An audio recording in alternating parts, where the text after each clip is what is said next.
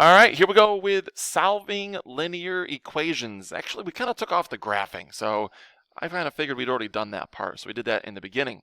So it's all about solving linear equations, which we've all been here, right? And this is just a real quick refresher. Remember that whatever we do to one side, we must do to the other. So looking at the first one, 3x plus 8 equals 2. If it's adding, I do the opposite and subtract. Now, very important to know that this is the property of equality.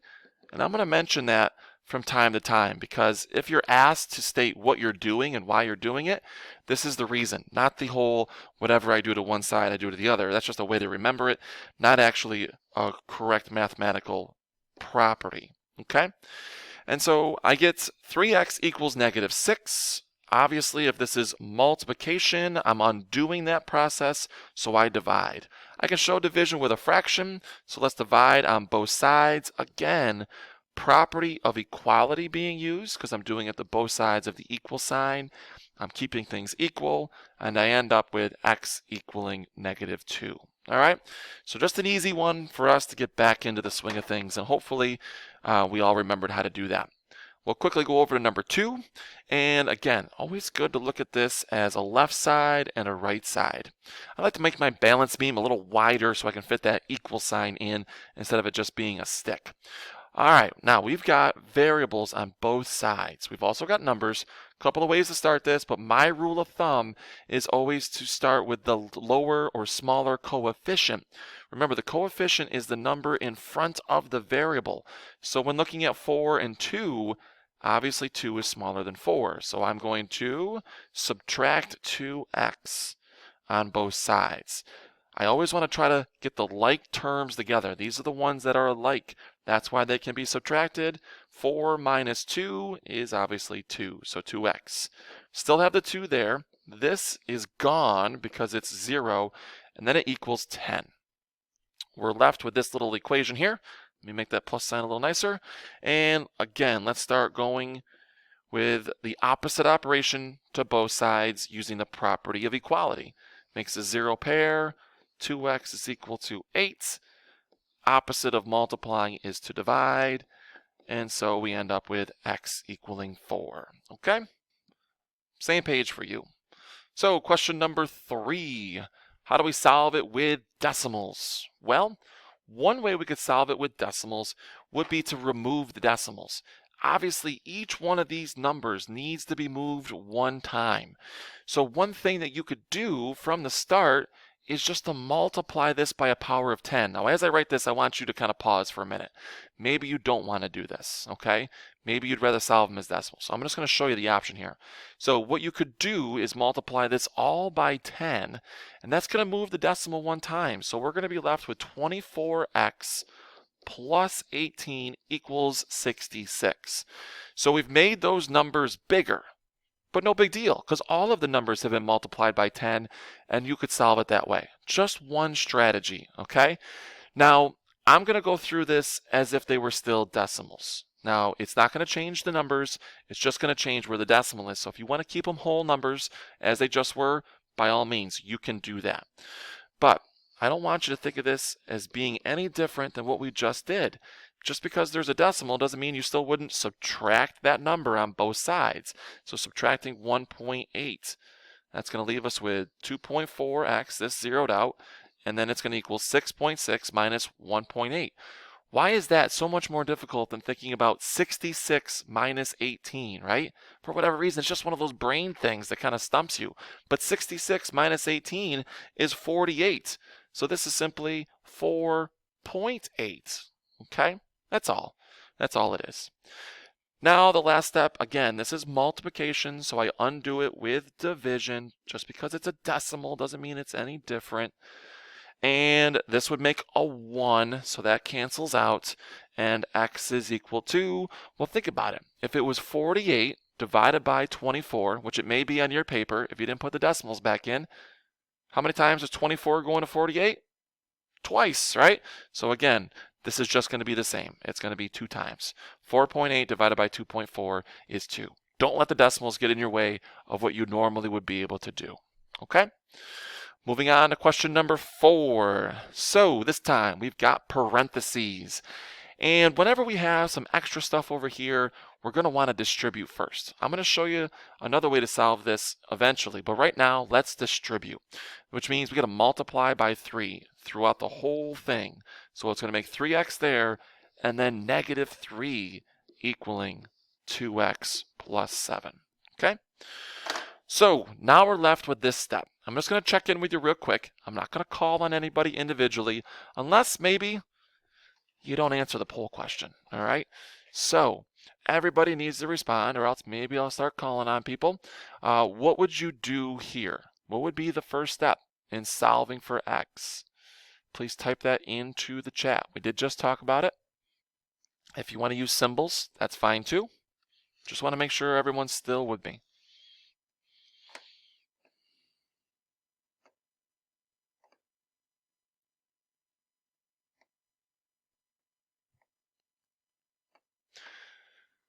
And again, if you're not sure, steal the answer in the chat. There's nothing wrong with that. That'll actually help you remember, because if you look at it and somebody else gives you a suggestion, that's great. There's not just one right answer too. So even though these are good, there's more than one right answer here. I got 1, 2, 3, 4, 5. Really need more than that, folks, or else we're going to have to start cold calling people.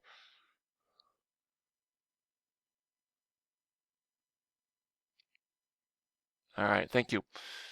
Thank you. The screens look great on GoGuardian. Everyone's where they should be. So the screens look good. Just want to make sure the person behind the screen is there. All right. Okay, so I'm going to do what the people suggested, which is move the smaller coefficient, right? If one number is 3x and the other one is 2x, moving the smaller coefficient will keep this positive, and that's what we really want. Watch, 3x minus 2x is 1x, and whew, that's like done. There's like nothing left to that, because all that's left is the negative 3, the minus 3, and the 7, which I add using the property of equality, because I'm doing it to both sides. This makes a 0, and x is equal to 10, and voila, done. Okay? Had you not moved the smaller coefficient, would have maybe had an extra step there. But it's got to end as a positive x. Can't be negative. Okay? Just 1 to go here, and I'm not going to go over, 2 to go.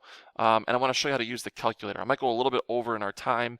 Took a little bit to get everyone going this morning, so that's the reason why. So we've got variables on both sides, and we've got fractions. So again, don't be concerned just because there's fractions. I'll show you how the calculator can be helpful. But we're going to move the smaller coefficient. We're going to subtract 2x on both sides. That's going to give us 2x plus 1/5 equals 4/5. Okay? So now, what do I do? Well, if that was a regular old number and that's addition, I would simply subtract it. And I would do it on both sides. Now here, the denominators are alike. Whew! So glad the denominators are alike, because that makes it so much easier. But if they weren't, how could I do this? Well, let's get out the old handy dandy calculator, shall we? So how can we write or type a fraction into a calculator? There's a really cool trick here.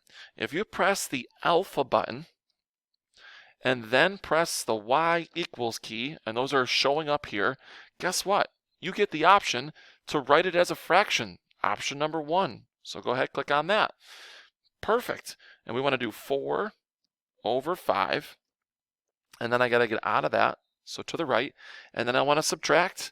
And once again, let's show you how to write a fraction. Alpha key, y equals. So cool, that pops right up. Option number 1. And that was 1 over 5. Bam. Okay. 5. Yep. And then go ahead, press enter.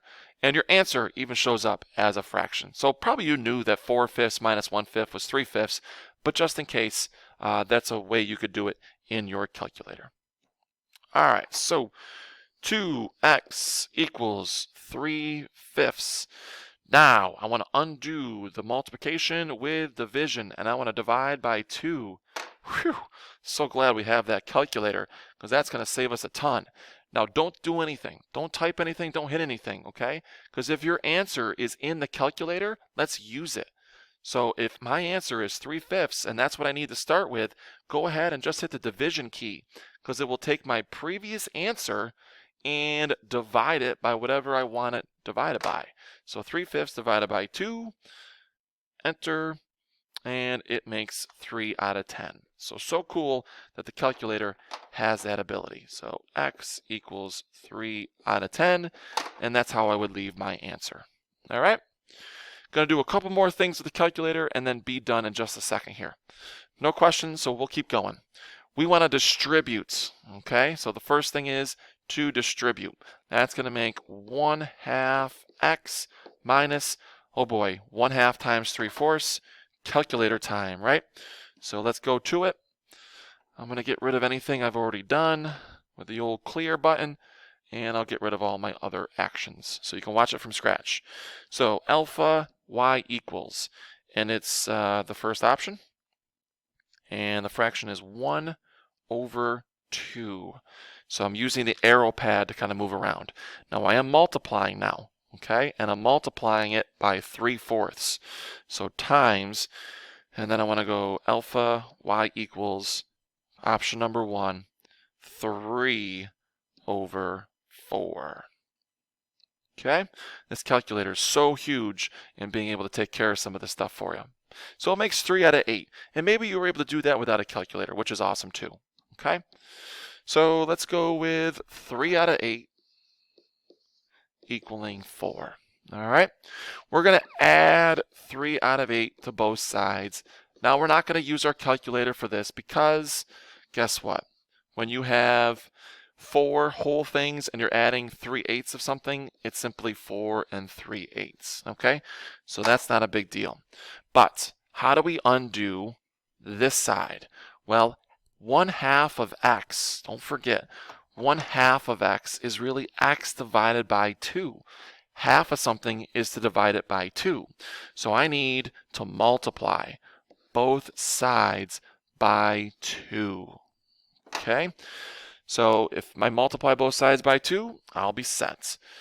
Problem is, need a calculator. Okay, so why don't we go ahead and add 4 to our previous answer, and that's going to make our 4 3/5.